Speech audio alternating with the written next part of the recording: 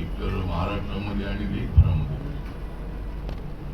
लोकसभेच्या निवडणुकीची रणधुमाळी सुरू आहे. एका बाजूला नॅशनल डेमोक्रेटिक अलायन्स जो नरेंद्र मोदींच्या नेतृत्वाखाली गेल्या 10 वर्षापासून काम करतो आहे. इंडिया आघाडी एका बाजूला आहे आणि दुसऱ्या बाजूला इंडिया आघाडी.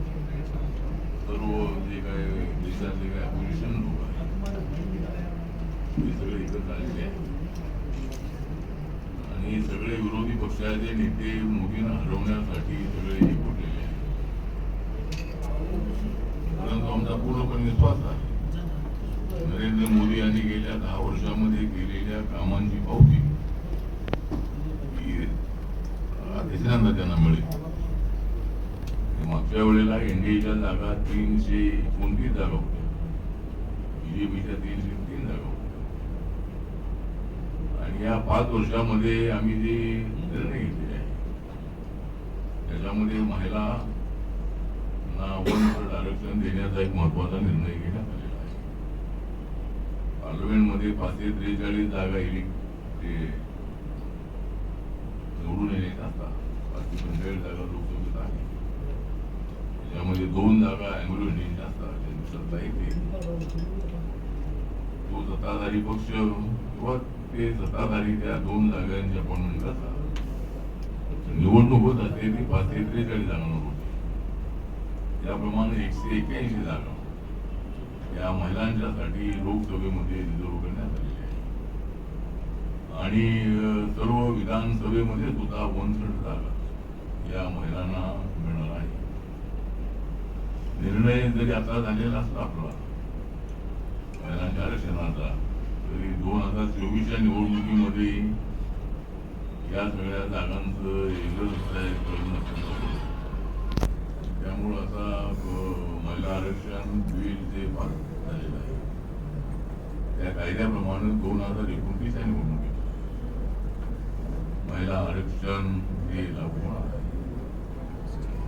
आणि महिलांना एक सशक्त करण्याचं काम हे मोदींच्या नेतृत्वाखाली होत आहे. आम्हाला सर्व या गोष्टीचा आहे. डॉक्टर बाबासाहेब आंबेडकर हे लॉ मिनिस्टर असताना बाबासाहेब आंबेडकरांनी हिंदू कोड बिल पार्लमेंटमध्ये मांडलं होतं. बाबासाहेब पंडित जवाहरलाल नेहरूंच्या मंत्रिमंडळामध्ये आणि त्यावेळेला बाबासाहेब आंबेडकरांची भूमिका हीच होती की महिला ब्राह्मण असेल, मराठा असेल, मुस्लिम असेल, हिंदू असेल, आदिवासी असेल किंवा कुठल्याही जातीची धर्माची महिला असेल तिला समान न्याय मिळाला. तिच्यावर होणारा जो अन्याय आहे तो अन्याय दूर झाला. महिलांकडे पाहण्याचा दृष्टिकोन बदलला पाहिजे आणि महिलांना त्यांचे हक्क दिले पाहिजेत म्हणून हिंदू कोड बिल पार्लमेंटमध्ये बाबासाहेबांनी आणलं. पण पार्लमेंटमध्ये ते बिल पास होऊ शकलं नाही. त्यावेळेला सर्व पक्षाच्या अनेक खासदारांनी त्याचा विरोध केल्यामुळे बाबासाहेब आंबेडकरांनी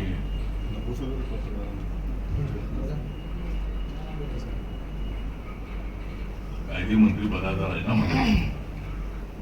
त्यामुळं बाबासाहेबांचे स्वप्न महिला आरक्षण आणि याच्या अगोदर 2 वेळेला 2-3 वेळेला हे बिल अनेक वेळेला संसदेमध्ये त्यावेळेला आम्ही लोकसभेमध्ये होतो. समाजवादी पक्षाच्या आणि राष्ट्रीय जनता दलाच्या नेत्यांनी खासदारांनी ते बिल 3-4 वेळेला काढले. त्यामुळं ते बिल काय पास होऊ शकलं नाही. नरेंद्र मोदी यांनी योग्य वेळ साधली आणि यावेळेला बिल आणल्यानंतर कुठल्याच पक्षाने विरोध केला. सगळ्या पक्षांचा मी आपण म्हणतो महिला आरक्षणाला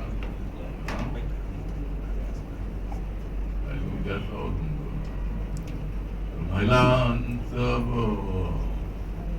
योग्य वेळेला माननीय नरेंद्र मोदी यांनी ते बिल नवीन संसद भवनामध्ये आणलं आणि त्यासाठी एक स्पेशल अधिवेशन घेतलं आणि सर्वच पक्षांनी यावेळेला मात्र पाठिंबा दिला आणि हे बिल एकमताने संमत झाले.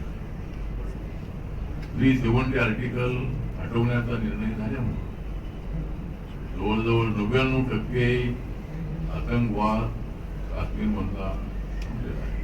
काही ठिकाणी पुढे घटना आहे. पण पूर्वी आर्मीला अधिकार नव्हते. जवळ 370 अधिकार होतं.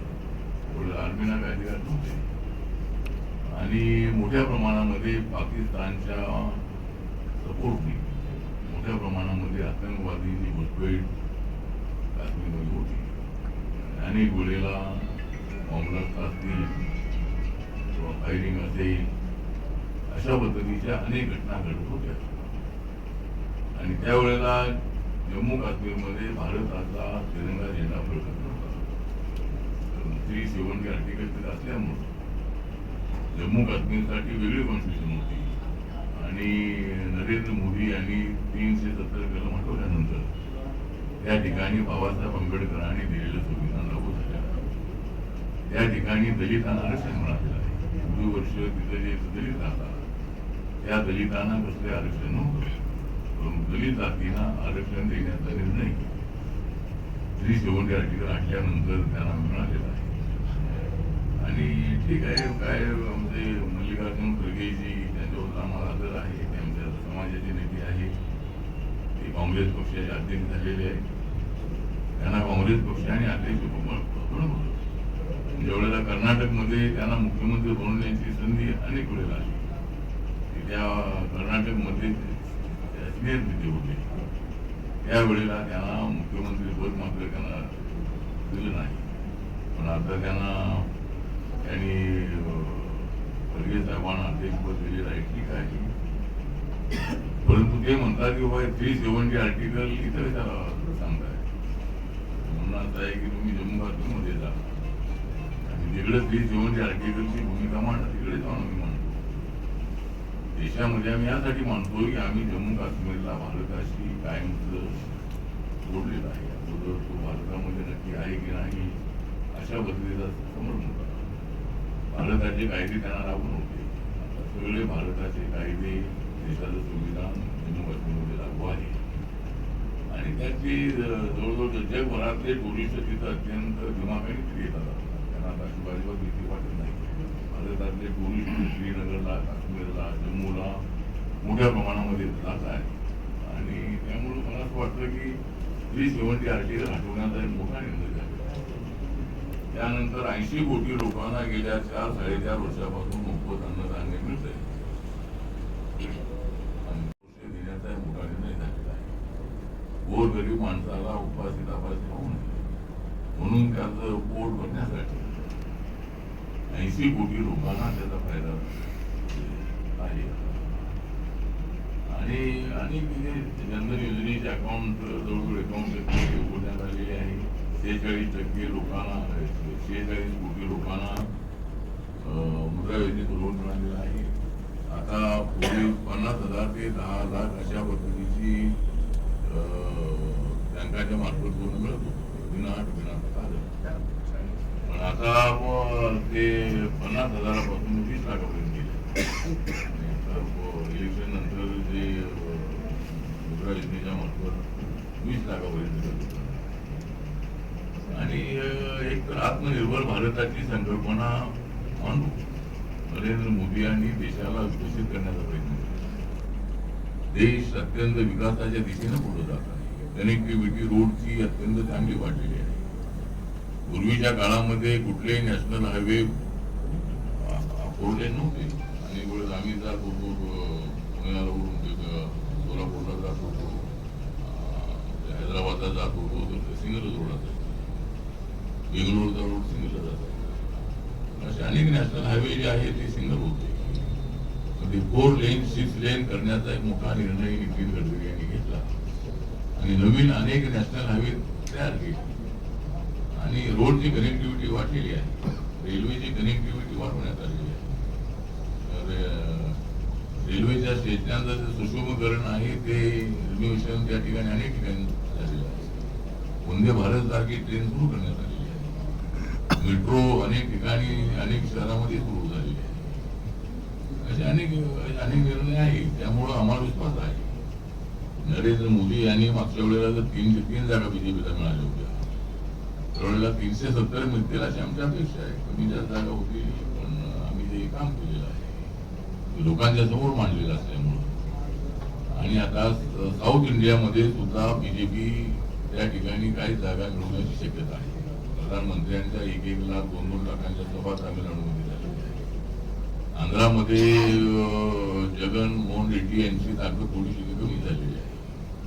आणि आता बीजेपी आणि चंद्राबाबू नायडू एकत्र आलेले आहेत. त्यामुळं आंध्रामध्ये जागा चांगल्या मिळतील आमच्या इंडियाला. आणि कर्नाटकमध्ये ज्या 26 जागा आहेत त्यापैकी 20-22 जागा मिळण्याची शक्यता आहे. 4 जागा तेलंगणामध्ये बीजेपीच्या आता आहे. आता त्या पुढे 3-4 वाढण्याची शक्यता आहे. आणि महाराष्ट्रामध्ये आता आमचं 45 आमचं मिशन आहे. ठीक आहे, थोड्या जागा कमी जास्त होतील, पण 40 पेक्षा जास्त जागा आम्हाला मिळतील असं मला विश्वास आहे. आमच्याकडे कॅन्डिडेट अत्यंत चांगले आहे. आता आपले उमरे साहेब आहे, त्यांना औरंगाबादची आपले संभाजीनगर जागा मिळालेली आहे. आणि चंद्रकांत खैरे आणि त्यांच्यामध्ये मोठी फाईट आहे. आणि जरी फाईट असली तरी चंद्रकांत खैरे अनेक वर्ष खासदार राहिलेले आहे. त्यामुळं या ठिकाणची जनता ही आमच्या उमरे साहेबांनाच नक्की पार्लमेंटमध्ये पाठवेल असा माझा विश्वास आहे. आणि माझा पक्ष महायुतीचा पक्ष आहे. त्यापैकी मला एकही जागा आमच्या पक्षाला मिळाली नाही. तरी मी ताबडतोब कॉम्प्रोमाइजिंग केलं. म्हणजे हे तर आपापसामध्ये म्हणतात जागा. माझ्या पक्षाला 2 जागा मिळाव्या, 2 एक तरी जागा मिळाव्या. आणि शिर्डीमध्ये माझी इच्छा होती की मी लोकसभेचा तसा माणूस आहे, पूर्ण राज्यसभेत आलेलो आहे. परंतु ती जागा मला मिळावी त्यासाठी मी प्रयत्न केले होते. आणि आपल्या देवेंद्र फडणवीस यांनी प्रयत्न केले होते, पण एकनाथ शिंदेजी आणि सदाशिव लोखंडेसाठी ऐकायला तयार नव्हते. ते ऐकायला तयार नव्हते, तर मी कशाला ऐकायला पाहिजे होतं. पण आता मला ऐकावं लागतं. तर माझ्या पक्षाने हा निर्णय घेतला. सध्याच्या परिस्थितीमध्ये कुठलाही निर्णय बदलणं योग्य नाही. आपण नरेंद्र मोदींच्या सोबत आहोत, इंडिया सोबत आपण आहोत. रिपब्लिकन पक्ष छोटा पक्ष असला तरी मी गेल्या 10 वर्षामध्ये माझा पक्ष देशाच्या कानाकोपऱ्यामध्ये मी येऊन अंदमान निकोबारमध्ये माझा पक्ष आहे. नागालँडमध्ये माझ्या पक्षाचे 2 आमदार निवडून आलेले आहेत. मेघालय असेल, आसाम असेल, मिझोराम असेल, त्रिपुरा असेल, अरुणाचल प्रदेश असेल, अशा सर्व राज्यामध्ये माझा पक्ष आहे. बाकी या राज्यात आहे. त्यामुळं मला असं वाटतं की आम्ही 4 पावलं मागे येऊ. आम्ही हा निर्णय घेतला. कार्यकर्त्यांची अपेक्षा ही आहे की आपण 8 वर्ष आपण राज्यमंत्री आहात, आपल्याला कॅबिनेट मंत्रीपद मिळावं अशी इच्छा कार्यकर्त्यांनी देशभरात आहे. आणि तशी चर्चा देवेंद्र फडणवीस यांच्यासोबत माझी झाली. आणि आपण त्यासाठी नक्की प्रयत्न करू असा विश्वास आपण त्यांनी आपल्याला दिलेला आहे. आणि बाकीचं एक राज्यामध्ये विस्तार होतवलेले मंत्रिपद देण्यास मान्य केलेलं आहे. एक विधान परिषद देण्याची मागणी आम्ही केलेली आहे. विधानसभेच्या 8 ते 10 जागा मिळाव्यात अशी मागणी आपण केलेली आहे. येणाऱ्या जिल्हा परिषद, महापालिका, पंचायत समिती निवडणुकांमध्ये आपल्याला संधी द्यावी ही मागणी केलेली आहे. त्यानंतर महामंडळ जे आहे त्याच्यामध्ये 2 तरी महामंडळाची चेअरमन पद आम्हाला मिळावी ही मागणी केलेली आहे. आणि 40-50 तरी जे मेंबर आहे महामंडळाचे त्याची मागणी केलेली आहे. सगळ्या मागण्या आपण नक्की त्याचा विचार करू असं आश्वासन दिल्यामुळं माझ्या पक्षाने महाराष्ट्रामध्ये आणि सर्व देशामध्ये बीजेपी आणि एनडीएला पाठिंबा देण्याचा निर्णय घेतलेला आहे. आणि महाराष्ट्रामध्ये आम्हाला पूर्णपणे अपेक्षा आहे की रिपब्लिकन पक्ष हा ताकदीनं महायुतीच्या पाठीत उभा आहे. मी सगळ्या महाराष्ट्रामध्ये फिरतो आहे. माननीय नरेंद्र मोदींच्या सभा मोठ्या होत आहेत. त्या सभेमध्ये मी प्रत्येक सभेमध्ये मी उपस्थित असतो. काल प्रधानमंत्री मला म्हणाले की तुम बहुत घूम रहे, घूमना मुझे 400 पार करना है. 400 पार आपल्याला जागा करायची आहे. आणि ओव्हरऑल आम्हाला अंदाज आहे की 400 पर्यंत जागा कमी जास्त होतील. म्हणजे अपेक्षा करून आम्ही पुढे चाललेलो आहोत. आणि जनता जनार्दनाच्या हातामध्ये सगळं आहे. जनता ज्याला सत्तेवर आणेल त्याला आणण्याचा अधिकार आहे. परंतु इंडिया आघाडीला काही संधी मिळेल असं अजिबात नाही. आणि राहुल गांधी यांची भारत जोडो यात्रा नसून ती भारत जोडो यात्रा आहे. ते समाजामध्ये भेद निर्माण करण्याचा प्रयत्न करतायत. संविधान बदलणार अशी चर्चा करतायत. लोकशाही धोक्यात आलेली अशी चर्चा करतायत. आणि ही चर्चा खूपच चर्चा आहे. ही चर्चा समाजात खूप पडणारी चर्चा आहे. या देशाची लोकशाही कधी धोक्यात येऊ शकत नाही. या देशामध्ये आपण पाहिलेलं आहे की अटल बिहारी वाजपेयीचं सरकार एकमताने आलेलं होतं. One man one vote one value हे आपल्या संविधानाचं मुख्य गाव आहे. त्यामुळं एका मताला सुद्धा किंमत आहे. त्यामुळे लोकशाही धोक्यात येण्याचा काय प्रश्न आहे. लोकशाही धोक्यात आली असती तर मोदीची मतं मागण्यासाठी कशासाठी आली असते, कशासाठी सभा घेतली असत्या, त्यासाठी आपली भूमिका मांडली असती. त्यामुळे लोकशाही अजिबात धोक्यात येऊ शकत नाही. आणि संविधान तर मोदींच्या काळामध्ये महत्त्वपूर्ण झालेलं आहे. हे संविधान कुणीच बदलण्याचा प्रश्न येत नाही. त्यामुळे संविधान अजिबात बदललं कुणीच बदलू शकत नाही. आणि त्यामुळे माझं बौद्ध जनतेला, आंबेडकरी जनतेला, दलित जनतेला माझं नम्र निवेदन आहे, या काँग्रेसच्या खोटारड प्रचाराला बळी पडू नका. आणि आमचं सरकार सबका साथ सबका विकासचं सरकार आहे. हिंदू असेल, मुस्लिम असेल, दलित असेल, ओबीसी असेल, ब्राह्मण असेल, मराठा असेल, सर्वांसाठी काम करणारं आमचं सरकार आहे. आणि त्यामुळं आमचं सरकार हे मुस्लिमांच्या विरोधामध्ये नाही. आमचं सरकार हे कुठल्याही जातीच्या विरोधामध्ये नाही. सर्व जातींना न्याय मिळावा ही आमची भूमिका आहे. आणि त्या दिशेनं आमची वाटचाल सुरू आहे. तुम्ही आता पत्रकारितेच्या पलीकडे काही बोलायला तयार नाही. भाषणामध्ये सुद्धा ते तुम्ही एक समाजाचं नेतृत्व करता. तुमचा आणि त्या समाजाचा एक धाक होता राजकारणामध्ये. मात्र आता मोदी स्तुतीच्या मागे तुमचं आणि तुमच्या समाजाचं, तुमच्या चळवळीचं सगळा जे काही धाक होता तो लपत चाललाय असं वाटत नाही का तुम्हाला? कारण तुम्हाला 1-2 जागा मागितल्या, त्या जागांना सुद्धा तुम्हाला एंटरटेन केलं गेलं नाही. एकंदरीत तुम्ही तुमच्या समाजाला घेऊन मोदींच्या पाठीशी एवढे की झाकाळून चाललेला आहेत असं वाटत नाही का? अजिबात तसं वाटत नाही आहे. समाज माझ्या सोबत आहे. जो समाज आहे माझ्या सोबत आहे. माझ्यावर टीका करणारे नेहमी टीका करतच असतात. आम्ही कुठली भूमिका घेतली तरी त्या भूमिकेला विरोध करतच असतात. त्यामुळं मी माझ्या मतात अंतर अजूनही जागा आहे. त्यामुळं चळवळ जी आहे ती चळवळ त्यावेळेस होती. नामांतराचा लढा होता, मंडळ कमिशनचा होता. आता आज जरी तशा पद्धतीचे लढे नसलेही तरी कार्यकर्त्यांची मोठी खोळी माझ्या पाठीमागं आहे. समाज माझ्या पाठीमागं आहे. देशभरामध्ये लोक माझ्या पाठीमागं आहे. त्यामुळे मोदींची स्तुती करण्याचा विषय नाही आहे. सरकारची स्तुती आम्ही करतो आहोत. सरकारने घेतलेले निर्णय जे आहे त्या सरकारमध्ये मी आहे. त्या सरकारने घेतलेले निर्णय लोकांच्या समोर मांडणं माझं कर्तव्य आहे. त्यामुळं मोदींची स्तुती करण्याचा विषय नाही आहे. 370 मुळे दलित समाजाचा काय फायदा झाला? 370 हटवलं त्याच्यामुळे दलित समाजाचा काय फायदा झाला? दलितांना फायदा झाला ना. त्या जम्मू काश्मीर मधल्या दलितांना रिझर्वेशन मिळालेलं आहे. 70 आर्टिकल हटल्यामुळं तिथं पूर्वी आपली घटना लागू नव्हती. आणि 370 आर्टिकल हटल्यामुळं तिथं आता आपल्या देशाची घटना लागू आहे.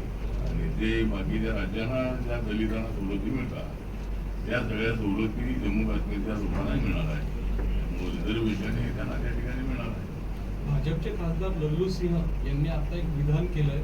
272च्या याच्या खासदारांवर सरकार स्थापन करता येतं, पण घटना दुरुस्ती घटना बदलण्यासाठी 2/3 बहुमत पाहिजे. त्याच्यासाठी आम्ही यावेळेस आता 400 पारचा नारा देतो. आता त्यांनी विधान केलं. या विधानाकडे आपण कसं बघता? तुम्ही विधान करता त्या विधानाचे खासदार आहेत भाजपचे खासदार आहेत. लल्लू सिंह भाजपचे खासदार आहेत.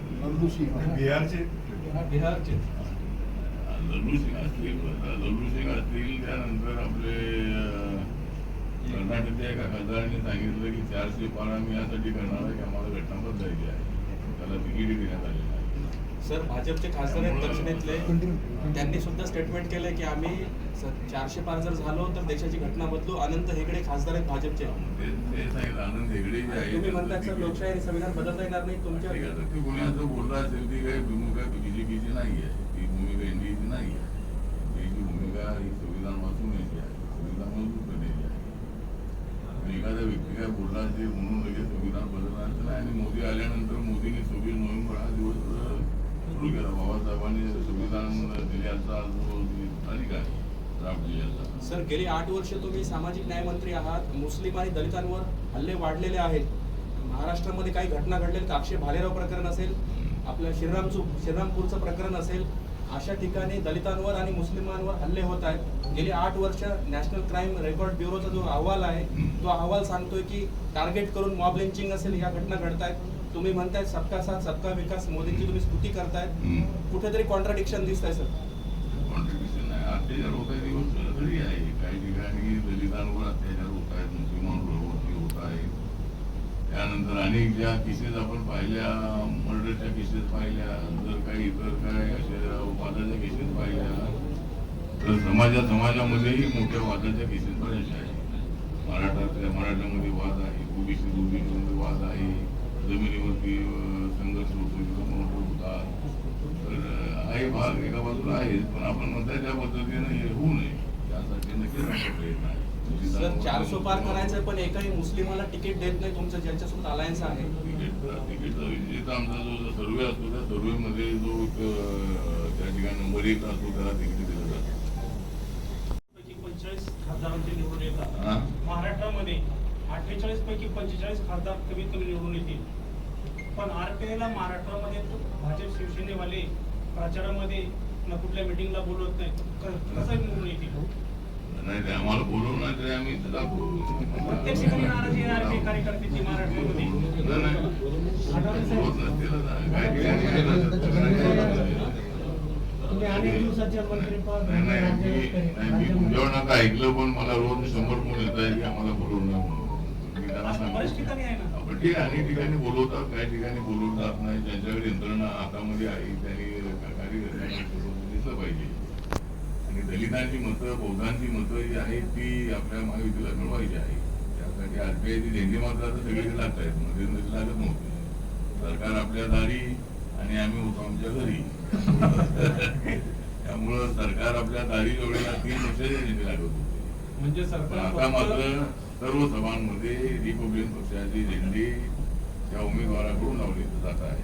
त्यामुळे त्यांना दलित मतांची आवश्यकता आहे. आणि ही टेक्निकल अडचण काही ठिकाणी आणि आम्ही ती सुधारण्याचा प्रयत्न करतो. मी देवेंद्रजी आणि चंद्रकांत बावनकुळे यांना बोलू, मुख्यमंत्र्यांना बोलू, अजितदादांना बोलू, आपण ही जी अडचण आहे ती दूर करण्याचा प्रयत्न करू. महागाई आणि बेरोजगारी वाढलेली आहे देशात. महागाई आणि बेरोजगारी वाढलेली आहे, काय सांगणार? महागाई आणि बेरोजगारी वाढलेली आहे, तर आमची महागाई कमी करण्याचा प्रयत्न आहे आणि बेरोजगारांना रोजगार देण्याचा आमचा प्रयत्न आहे. आम्ही जवळजवळ 10 लाख लोकांना भारत सरकारच्या नोकऱ्या देण्याचा निर्णय घेतला आणि त्या दिल्या. आणि मुद्रा योजनेत आपल्याला सांगितलं की 46 कोटी लोकांना मुद्रा योजनेचं लोन मिळालेलं आहे. त्यांनी आपापले छोटे मोठे धंदे टाकलेले आहेत. तरी आता सरकारी नोकऱ्या कमी होत आहेत, तर त्या बेरोजगारांना रोजगार, स्वयंरोजगार जो आहे हा देण्यासाठी विविध अशा पद्धतीच्या स्कीम्स आहेत. आणि माझ्या मंत्रालयाची व्हेंचर कॅपिटल फंड नावाची स्कीम आहे, MSMEच्या स्कीम्स आहे, ग्रामोद्योगच्या स्कीम्स आहे, स्टार्टअप इंडियाच्या स्कीम्स आहे.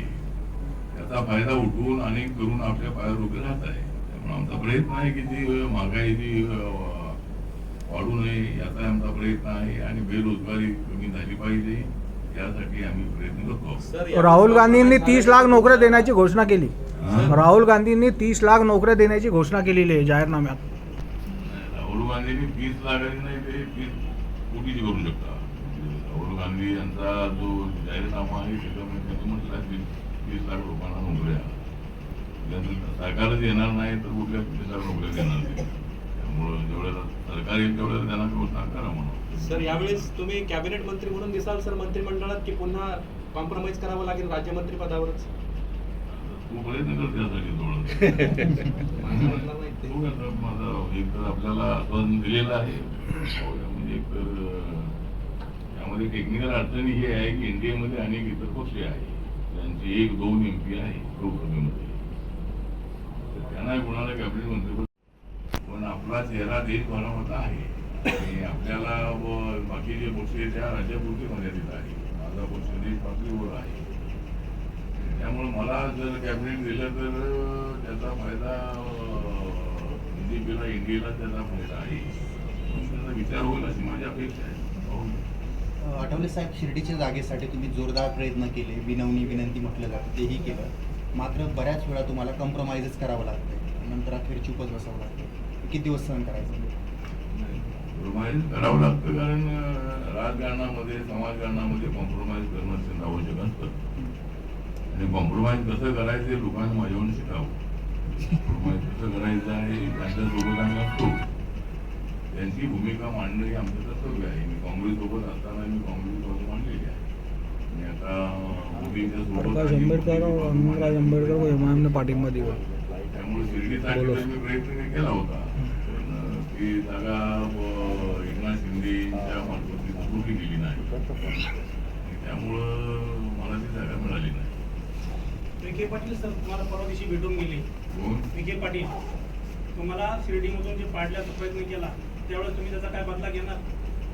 नाही, विखे पाटलांनीच मला पाडलो तसं नाही आहे. त्यामध्ये सर्व राष्ट्रवादी काँग्रेस सुद्धा त्यामध्ये चांगली होती आणि माझ्याबद्दल त्या ठिकाणी असा प्रचार करण्यात आला की मी तिथे निवडून आलो तर राष्ट्रवादीची दिसत वाटते आणि हा प्रचार गावागावामध्ये पसरवण्यात आला आणि बाळासाहेब विखे पाटील यांना हे हवं होतं की मला शिर्डी जागा मिळावी, त्यांची मागणी होती.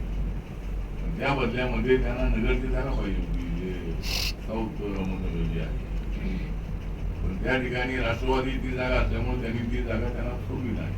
त्यामुळे त्यांनी मला पाडण्याचा प्रयत्न केला जबरदस्तीरित्या. राष्ट्रवादीची ताकद ज्या ठिकाणी तिथे मी 30-32 हजारांनी मी मागे होतो.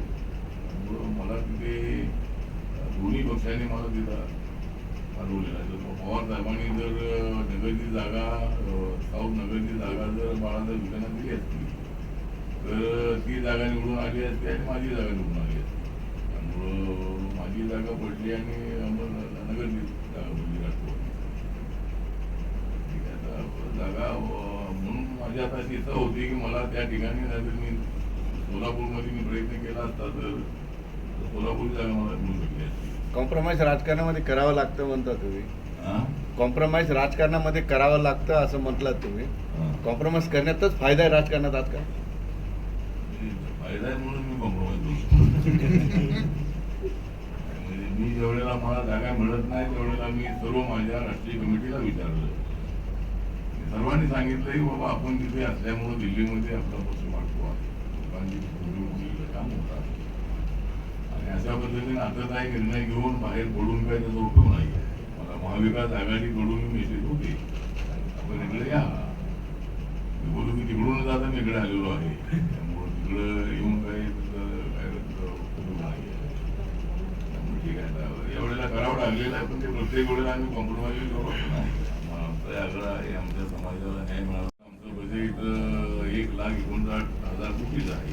त्या बजेटमध्ये अजूनही मोठी कोटी करण्याचा प्रयत्न आहे आणि लोकांसाठी काम करण्याची माझी भूमिका आहे.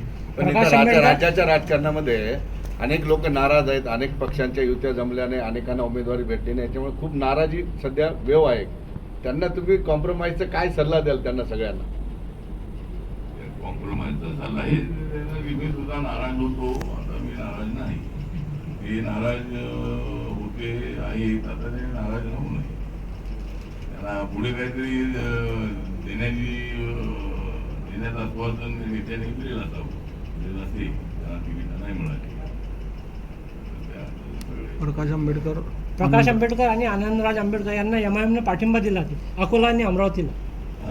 एमआयएमने पाठिंबा दर्शवला प्रकाश आंबेडकर आणि आनंदराज आंबेडकरांना. आनंदराज आंबेडकर ओवीस माझे चांगले मित्र आहे. मी अनेक वर्ष त्यांच्यासोबत निघून येतात आणि मी लोकसभेत असताना त्यांचा आणि माझा अत्यंत चांगला परिचय आहे. एमआयएमने पाठिंबा दिलेला आहे, त्यांनी कुणाला पाठिंबा द्यायचा तो त्यांना अधिकार आहे. अमरावतीमध्ये आनंदराज आंबेडकर आहे, अकोल्यामध्ये प्रकाश आंबेडकर आहे आणि दोघांना त्यांनी पाठिंबा दिलेला आहे. त्यांनी गोष्ट नवनीत राणा यांचा एक व्हिडिओ व्हायरल झाला. ते म्हणताय का मोदी लाट नाही आहे सध्या, एक मतासाठी प्रयत्न करावे लागतील. काय बोलल्या काय आपल्याला माहीत नाही आहे.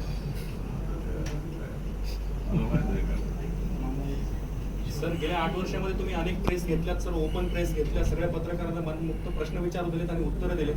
पण देशाच्या प्रधानमंत्र्यांनी अशी ओपन प्रेस घेतली नाही सर, काय वाटतं सर तुम्हाला? कसं बघता तुम्ही त्याकडे? म्हणजे प्रधानमंत्र्यांनी ओपन प्रेस कॉन्फरन्स घेण्याची आवश्यकता नाही. ते जी भूमिका मांडतात तीच आपण छापायची आहे. प्रेस पंतप्रधानांनी घेत नाही. मनमोहन सिंगांनी घेतली होती. हां, मनमोहन सिंगांनी घेतली होती प्रेस. त्यांनी घेतली म्हणूनच हे घेत नाही.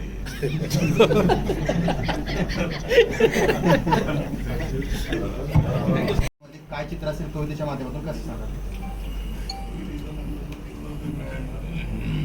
सर माईक जरा जवळ घ्या.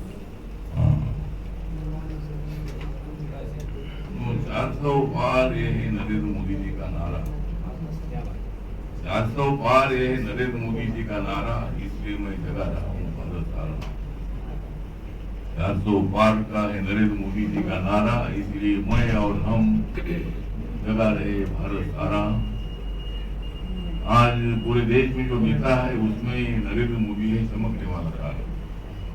आज जो पूरे देश में सब नेता है उसमें मोदी जी है चमकने वाला तारा. और 2024 के लोकसभा चुनाव में हम राहुल गांधी के बजाने के बाद